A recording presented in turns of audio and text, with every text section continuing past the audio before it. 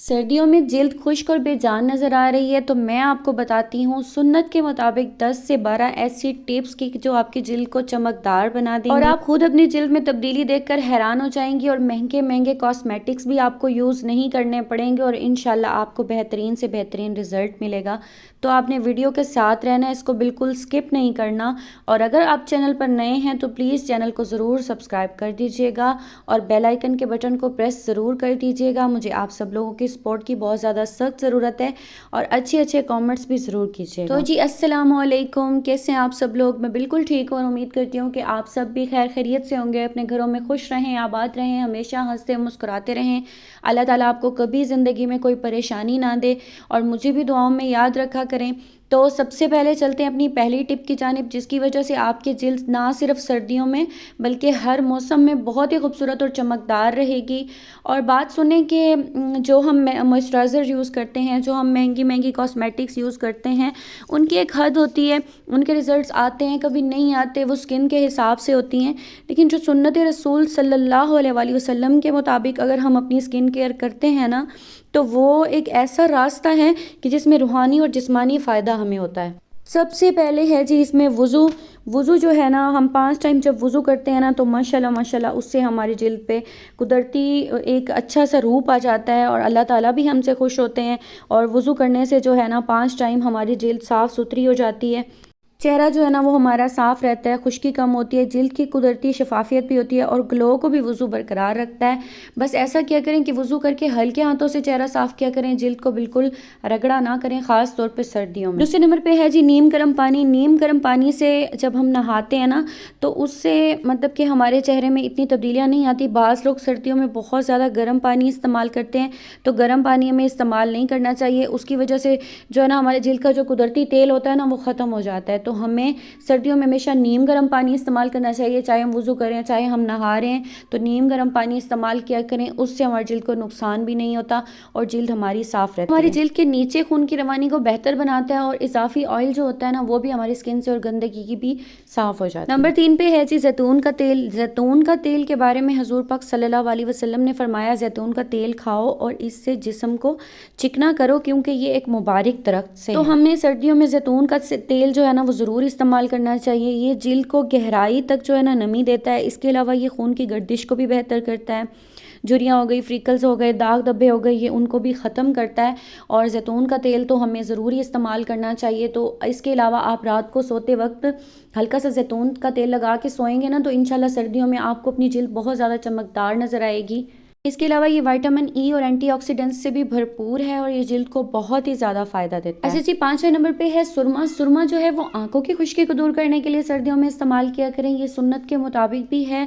और आप सुरमे को जब इस्तेमाल करेंगे तो इससे आपकी आंखों की खुश्की भी दूर होगी और आंखें दिलकश और खूबसूरत नज़र आएंगी।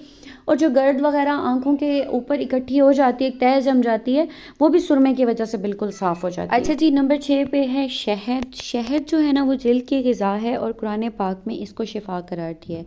हफ्ते में 2 बार आप शहद का मास्क लगाएंगे ना तो हैरान कुन नताइज आपके सामने आएंगे। इसके अलावा ना जैतून के तेल और शहद को जब आप मिक्स करके मास्क लगाएंगे ना, ये best and best winter glowing mask है और ये आप ज़रूर इस्तेमाल किया करें सर्दियों में, इससे आपकी जिल्द को बहुत ज़्यादा ग्लो आती है। इसके अलावा ये जो है ना जिल्द के जरासीम से और इन्फेक्शन से जो है ना बचाता है। चाहे आप इसको खा के इस्तेमाल करें चाहे आप इसको लगा के इस्तेमाल करें, दोनों तरीक़ों में सुन्नत के मुताबिक है और ये आपको बहुत ज़्यादा फ़ायदेमंद साबित होगा। 7वें नंबर पर बारी है जी नींद की। पुरसकून नींद। पुरसकून नींद भी बहुत ज़्यादा अहम किरदार अदा करती है हमारी जिल्द को सेट रखने में, उसको बिल्कुल तरोताज़ा रखने में। तो जब तक हमारी नींद पूरी नहीं होगी ना तो तब तक हमारी जिल्द पर ताजगी नहीं आएगी।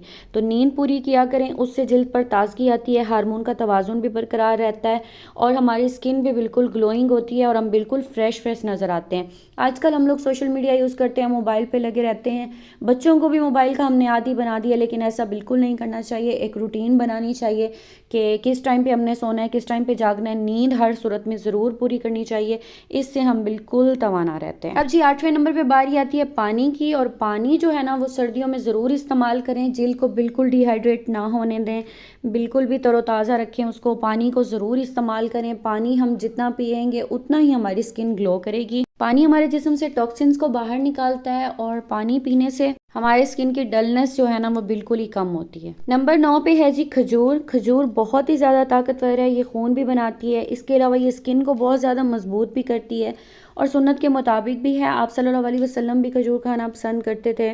उसके अलावा ये हमें तवानाई देती है, अगर क़ुव्वत मुदाफ़ियत कम है तो उसके लिए भी बहुत ज़्यादा फ़ायदेमंद है, क्योंकि सर्दियों में हमारी क़ुव्वत मुदाफ़ियत बिल्कुल कम हो जाती है। अच्छा, खजूर के बहुत सारे फ़ायदे हैं, हाज़मे को भी बेहतर बनाती है, मैदे को भी बिल्कुल सेट रखती है और जब हमारा मैदा सही होता है तो ऐसे समझे कि हमारा पूरा जिस्म बिल्कुल सही है।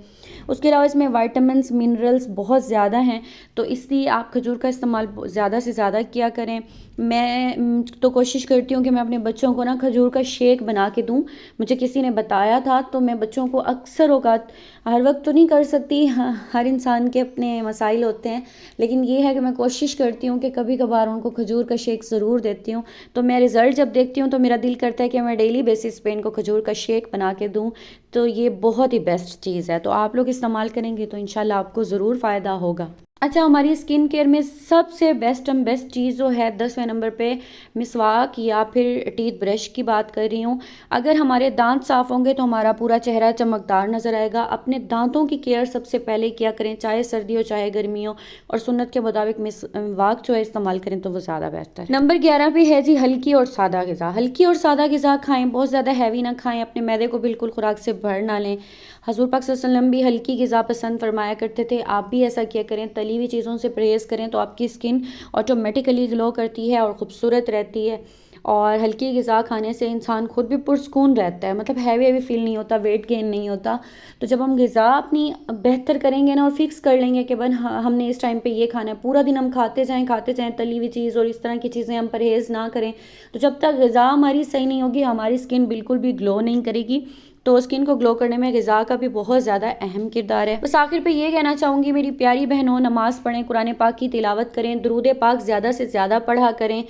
तो जितना आप दुरूद पाक पढ़ेंगे ना उतना इंशाल्लाह आपके चेहरे पे नूर आएगा, और ये ज़रूर आता है क्योंकि अल्लाह से नूर की दुआ मांगा करें कि ए अल्लाह हमारे चेहरे पे थोड़ा सा नूर दे दें, और यकीन करें कि ये दुआ आपकी ज़रूर कबूल होगी। अल्लाह से दुआ किया करें। इसके अलावा अपनी नीयत को साफ़ रखें, नीयत साफ़ होगी इंशाल्लाह आपका फेस जो है ना वो 100% साफ़ और क्लीन और चमकदार होगा इंशाल्लाह। मुझे उम्मीद है कि आप सब लोगों को मेरी आज की ये वीडियो पसंद आई होगी। तो अगर आपको पसंद आए या आपको इससे कोई फ़ायदा हासिल हो तो मुझे ज़रूर बताइएगा, और इसके अलावा आपके पास भी कोई सुन्नत के मुताबिक सर्दियों के लिहाज से टिप्स हों तो अपनी बहन से ज़रूर शेयर कीजिएगा, और मेरी वीडियो को भी शेयर कर दीजिएगा और प्यारा सा कमेंट कीजिएगा। मेरी दुआ है कि अल्लाह ताला आप सब लोगों को अपने घरों में खुश आबाद रखे। तब मिलते हैं अगली वीडियो में, तब तक के लिए अल्लाह हाफ़िज़।